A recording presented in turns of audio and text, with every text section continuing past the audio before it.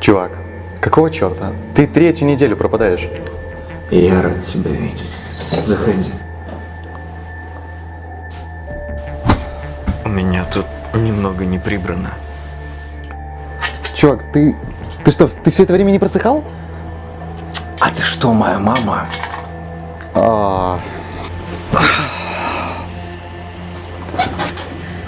У тебя хотя бы повод есть?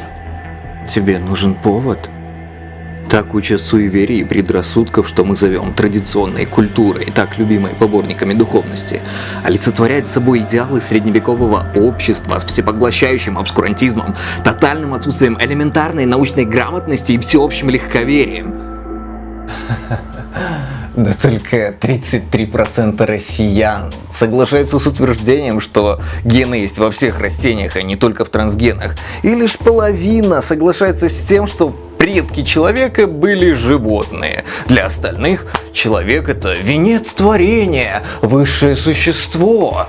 Мы гоминиды, обезьяны. Да, с развитым мозгом, но потенциал которого большинство людей просирает в никуда. А строим из себя черт знает что. Аж блевать охота. Да, но... Нет, серьезно, блевать!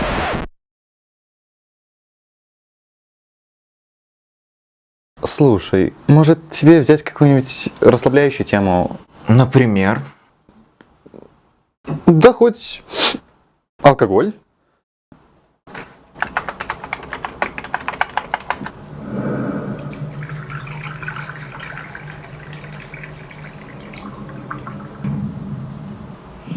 Когда алкоголь попадает в кровь, эритроциты слипаются, в крови образуются тромбы.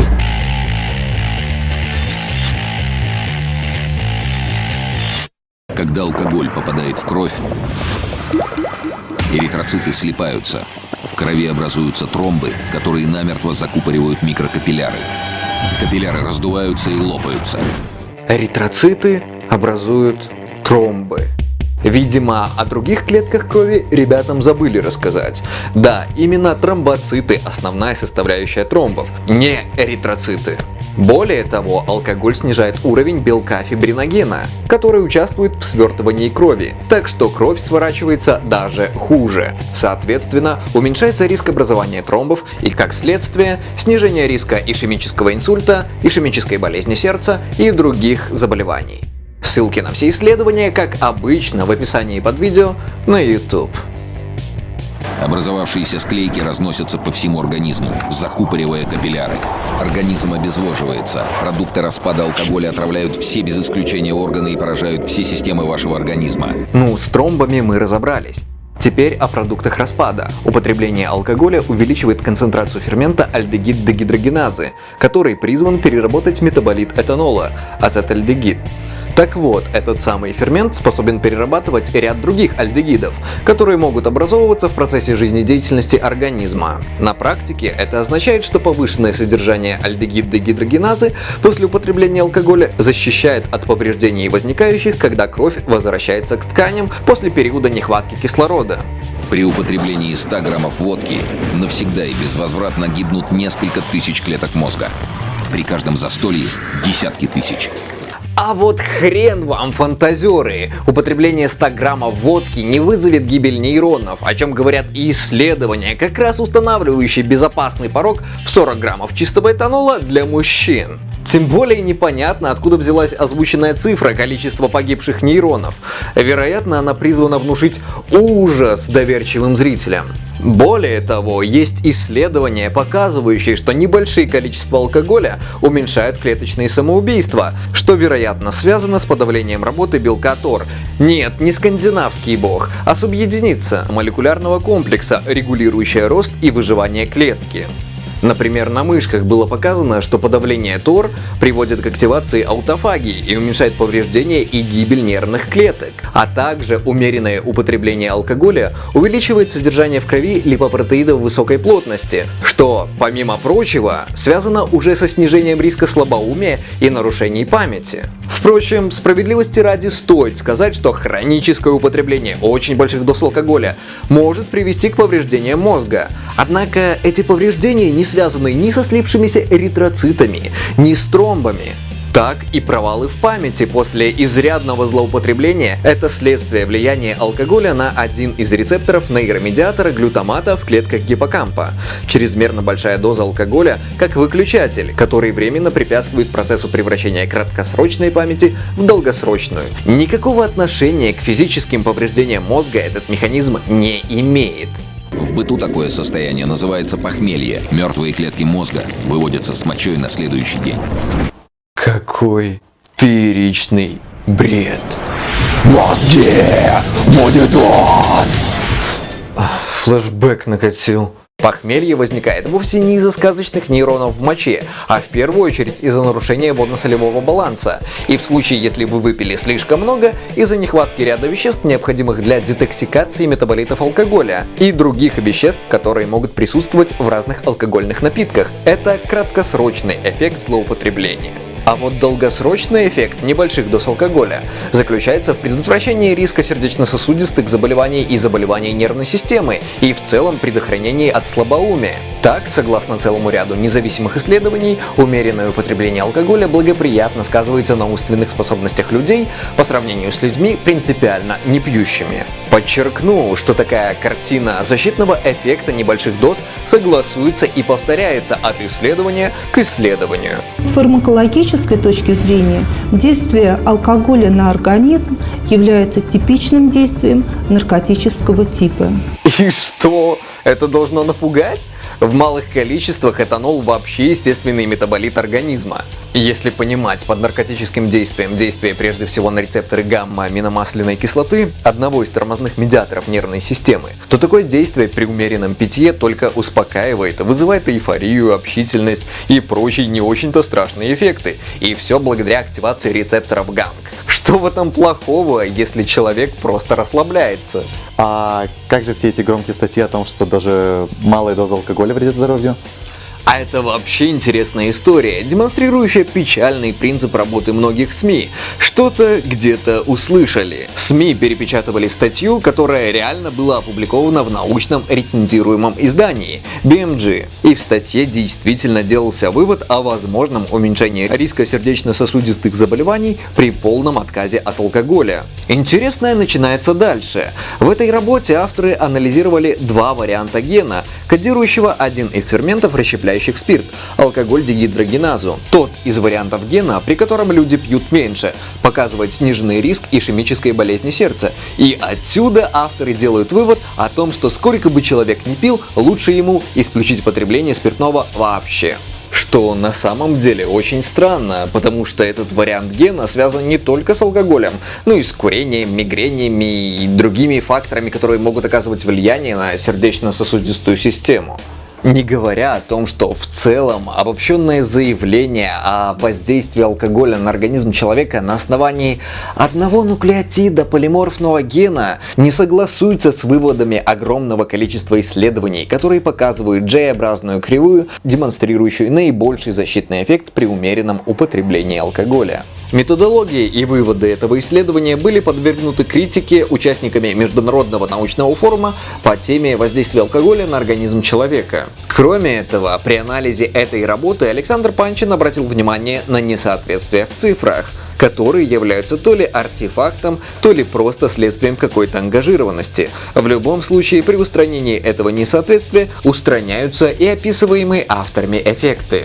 На сайте BMG к этой статье высказывается множество претензий от ученых всего мира, и самое странное в том, что до сих пор ни на один вопрос из этих претензий не было дано ответа.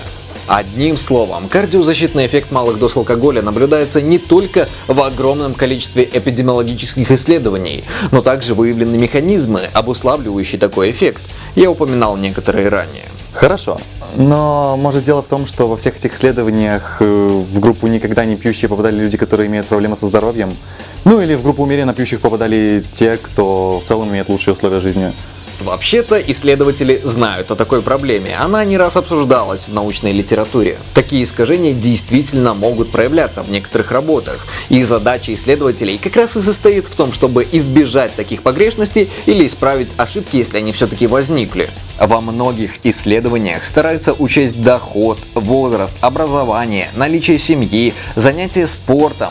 В некоторых учитывается даже этническая принадлежность, и в подавляющем большинстве случаев эти факторы не влияют на характер зависимости. Может изменяться величина, но этот нелинейный градиент, показывающий взаимосвязь умеренного потребления и наименьшей смертности, сохраняется.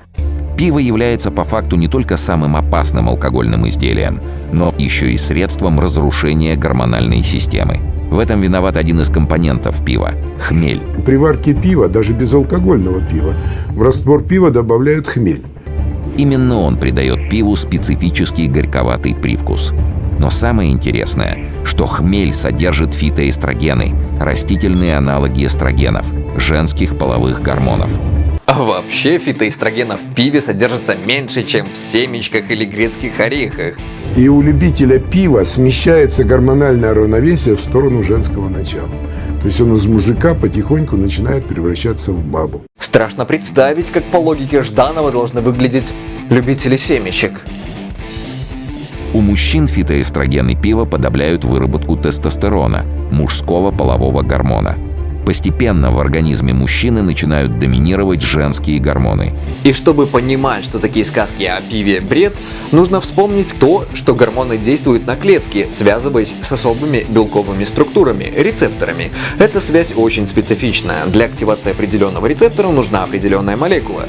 Однако иногда случается так, что рецептор может быть активирован посторонней молекулой, похожей, но не идентичной. Так вот, эксперименты показали, что фитоэстрогены действительно способны связываться с теми же рецепторами, что и эстрогены. Только вот действуют они гораздо слабее. Слабее от 500 до 100 тысяч раз. Кроме того, для того, чтобы фитоэстрогены пива начали действовать, они должны быть превращены микрофлорой кишечника в другое соединение.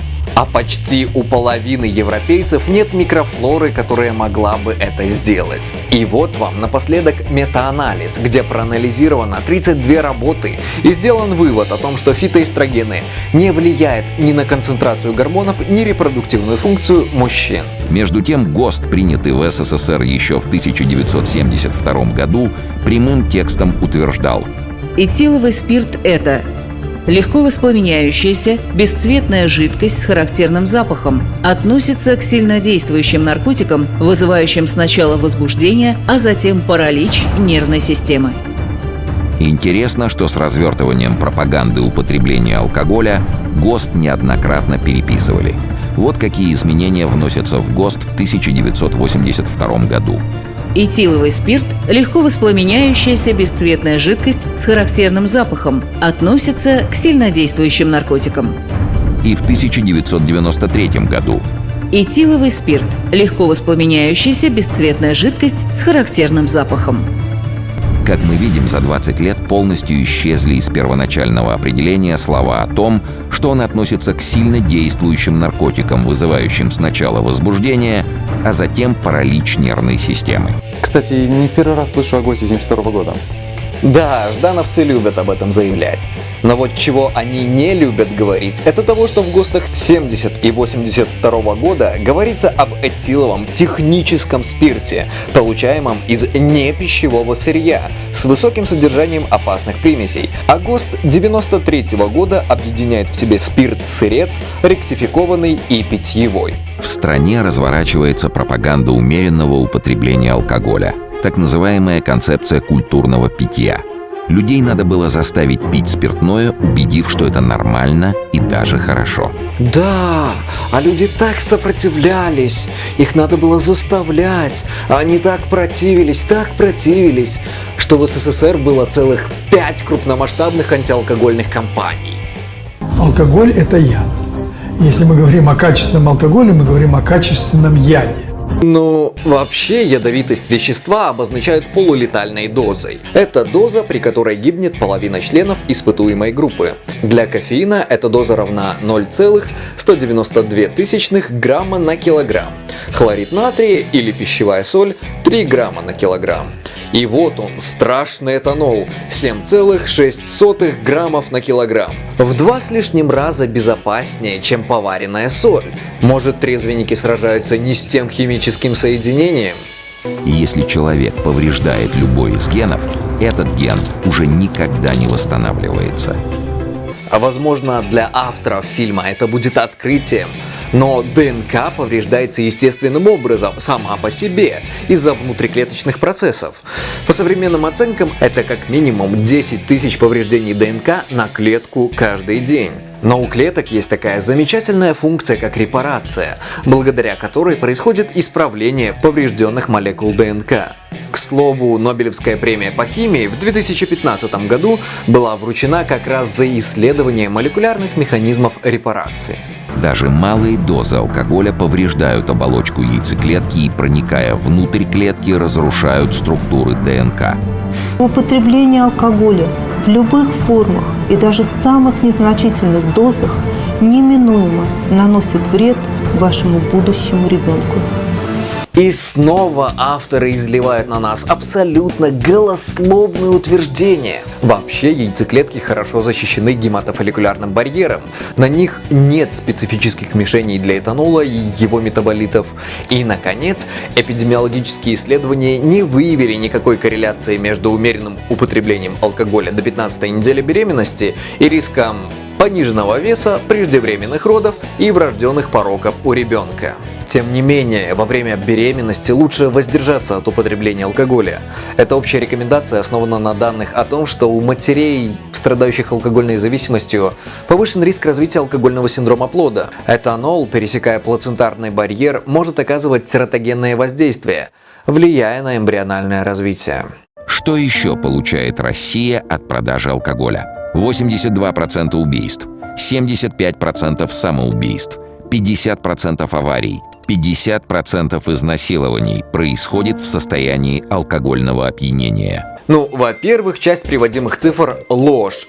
Так, по данным Федеральной службы государственной статистики, по убийствам и покушениям за 2000 год доля преступлений, совершенных в состоянии алкогольного опьянения, составила 51%. А по ДТП за 2010 год в России доля аварий с участием водителей, находившихся в состоянии алкогольного или наркотического опьянения, составила только 6%. Жаль, нельзя узнать долю пьяных священников среди этих 6%. Более того, существует исследование, показывающее, что концентрация алкоголя в крови до 0,03% снижает вероятность попадания в аварию. Исследователи предположили, что такой эффект может быть связан с повышенной осторожностью водителей, которые слегка выпили. А во-вторых, я вынужден быть кэпом. Но я должен сказать, что уровень преступности зависит от кучи социальных, психологических, экономических, политических факторов, кучи причин. И прямая привязка потребления алкоголя к уровню преступности вообще не имеет под собой оснований. Что касается изнасилований, то просто взгляните на положение женщин в самых непьющих странах, в исламских странах. Или взгляните на статистику изнасилований в Папуа-Новая Гвинея, где по данным на 2010 год пьют в 5 раз меньше, чем в России, и где в отдельных районах, по данным опросов ООН, насиловало более 60% мужчин, и где 55% женщин признались в том, что были изнасилованы. Всемирная организация здравоохранения выделяет основные факторы риска насилия в дискриминации женщин, слабых правовых формах наказания за сексуальное насилие, как, например, в Саудовской Аравии, где вообще в Уголовном кодексе нет наказания непосредственно за изнасилование. В терпимости общества к насилию и гендерному неравенству. Безусловно, злоупотребление алкоголем – это один из факторов, но тут же ВОЗ отмечают, что ограничение доступа к алкоголю и уменьшение его злоупотребления, как и ряд других стратегий, не самая эффективная мера, требующая дальнейшего анализа. А вот правовая защита женщин, борьба с дискриминацией и большая сознательность общества в этом вопросе действительно работают. Теперь статистика убийств. Если мы посмотрим на страны, статистика потребления алкоголя, по которым превышает или равна таковой для России, то мы обнаружим, что Германия, потребляющая столько же алкоголя, сколько и Россия, имеет 0,8 убийства на 100 тысяч населения. Литва, потребляющая даже больше по показателю убийств 6,6, а у России по этому показателю 8,7 на 100 тысяч населения. То же самое и по суициду, выделяет уйму переменных, от проблем здравоохранения до генетических особенностей человека. Алкогольная зависимость и злоупотребление далеко не решающий фактор. Алкоголь агрессивно разрушает защитный слой оболочки желудочно-кишечного тракта. По всей слизистой кишечника образуются многочисленные эрозии. Они перерождаются в язвы. Начнем с того, что одной из основных причин язвенных заболеваний является бактерия Helicobacter pylori, и исследования демонстрируют, что алкоголь вообще-то защищает от этой бактериальной инфекции. Также исследования не показывают риска развития язвы 12-перстной кишки у людей, употребляющих больше 30 граммов этанола в день. Алкоголь активно стимулирует выработку ферментов. Ферменты вместе со спиртом агрессивно разрушают слизистую и стенки желудка. В результате желудок переваривает сам себя, а процесс пищеварения превращается в процесс гниения. Поджелудочная железа разбухает, начинается воспаление, потом гниение. Ребята, какое к чертям гниение? Они что, в школу не ходили совсем?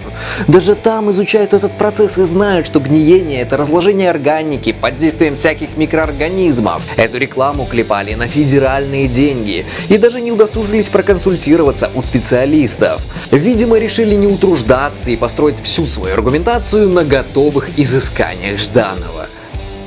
Знаешь, лет 7 назад какая-то недальновидная преподша еще в школе вместо своего занятия решила показать подросткам фильмы Жданова и компании.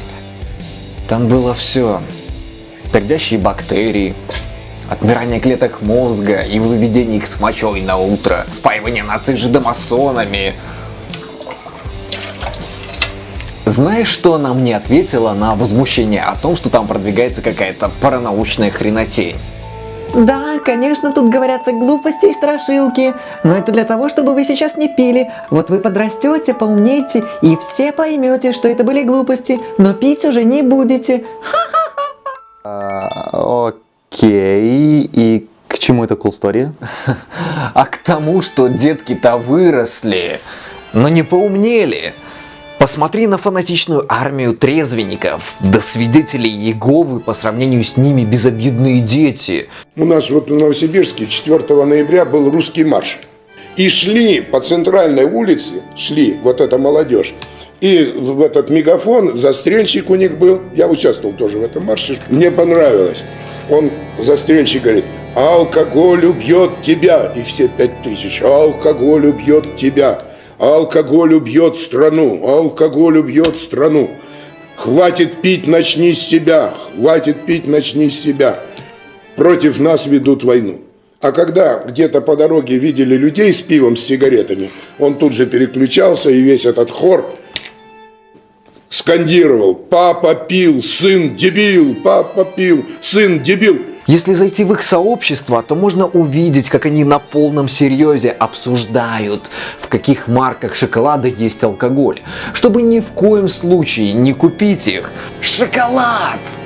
Они обсуждают то, как коварные пиводелы спаивают бедных деток, развращая нацию через мультики.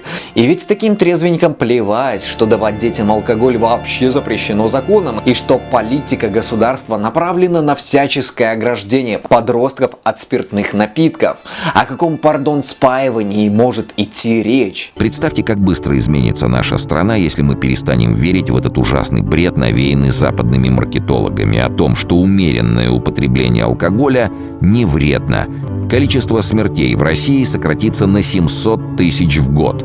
Настолько же увеличится рождаемость. Будут предотвращены десятки тысяч тяжелых аварий и уголовных преступлений. Будут сохранены сотни тысяч семей. Дети перестанут становиться сиротами, попадать в детдома или проходить ад воспитания пьяными родителями.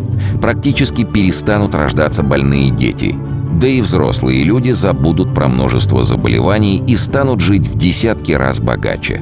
Удивительно, как они не приплели сюда же землетрясения и движение воздушных масс. Конечно, очень удобно и успокаивающе винить во всех бедах людей молекулу этилового спирта. Даже в вопросе разбираться не нужно, чтобы отождествить себя с группкой таких вот фактоустойчивых ура-патриотов-трезвенников. Ждановцам плевать на факты, плевать на научные данные. Они легко отмахнутся от всего массива исследований, просто сказав, что это коварный Запад хочет споить нашу мать Русь.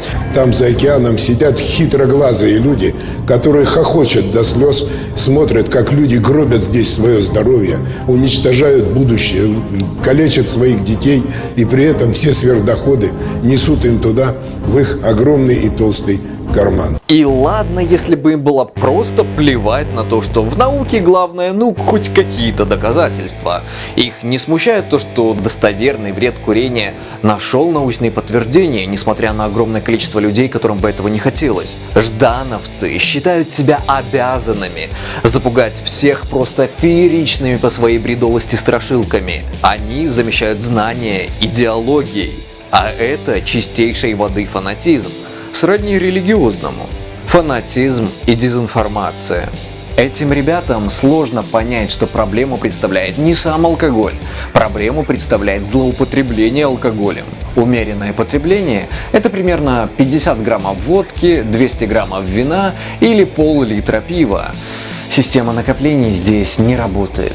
Если вы не уверены в себе, если вам просто не нравится алкоголь, если у вас уже были проблемы и вы вообще не можете вовремя остановиться при употреблении алкоголя, то вам действительно лучше вообще не пить. Равно как и если вы обладаете плохой наследственностью, поскольку склонность к алкоголизму обусловлена рядом генетических особенностей. Напиваться по выходным и праздникам за все остальное время трезвости действительно плохая идея. В общем-то, любое злоупотребление – это плохая идея, поскольку это несет как негативные социальные, так и физиологические последствия. Впрочем, вы это и сами знаете, потому что это написано на каждой бутылке с алкогольным напитком.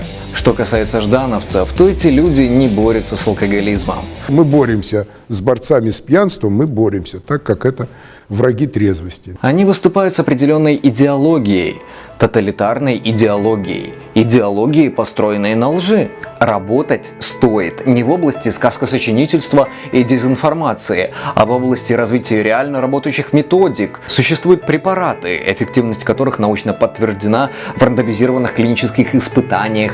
Существуют методики генотерапии, показывающие очень большую перспективность на лабораторных животных. Существуют, в конце концов, реабилитационные программы и прочее. И эти методики работают благодаря соблюдению научных принципов, не допускающих дезинформацию и ложь. И еще одна важная вещь. Я так и не представил вам Антона. Антону 20, и за всю жизнь он ни разу не испытывал состояние алкогольного опьянения, без всяких Ждановых с их культом пердящих бактерий, потому что человек, уважающий других людей, не сюсюкается с ними, как с неспособными самостоятельно мыслить идиотами, не дезинформирует их для их же блага, а предоставляет право принять личный выбор с учетом известных научных данных. Напомни, почему ты не пьешь? Знаешь, где-то лет в 16, наверное, я пришел к выводу, что алкоголь в жизни мне не нужен. Это как бы допинг, на самом деле, во многих ситуациях, когда тебе страшно познакомиться с кем-то, или когда тебе не хватает мужества что-либо сделать, или, как правило, в этом случае это такой, знаешь, катализатор социализации. Кроме как для этой цели он, в общем-то, и не служит, а я и сам отлично с этим справлюсь. Плюс, опять же, возможные негативные последствия, Да, как-то так я на самом деле пришел к этому. До сих пор не пью, мне нет желания пить, на самом деле абсолютно никакого. И не возникает, несмотря на то, что часто приходится находиться среди пьющих людей. И... Да, бывают ситуации, когда вы оказываетесь в незнакомой компании, как правило, потому что знакомые люди обычно уважают ваши решения, они ваши друзья, и они понимают все и поддерживают вас. Ну или хотя бы не относятся к этому негативно. В компании незнакомых людей, да, бывают ситуации, когда кто-то говорит, мол, ты шпион, ты засыльный, трезвые люди нам здесь не к месту. Это все, что он может. Вы не начнете внезапно пить, никто не скажет вам, ни одно слово не может заставить вас внезапно взять рюмку в руку и хлебать алкоголь литрами. Нет. Этот человек, как правило, проявляет неуважение к вам, что он невежественен, потому что игнорирует вашу свободу и ваше право распоряжаться своим организмом. Да. В этом вся проблема. Ну, в общем-то, и все, пожалуй. Спасибо, Антон. Отдельная благодарность Александру Панчину за помощь в подборе материала и вообще борьбу со всяким мракобесием. Ставьте лайк, если Алкомафия заплатила вам. Подписывайтесь на канал и вступайте в паблик. И поменьше злоупотребляйте.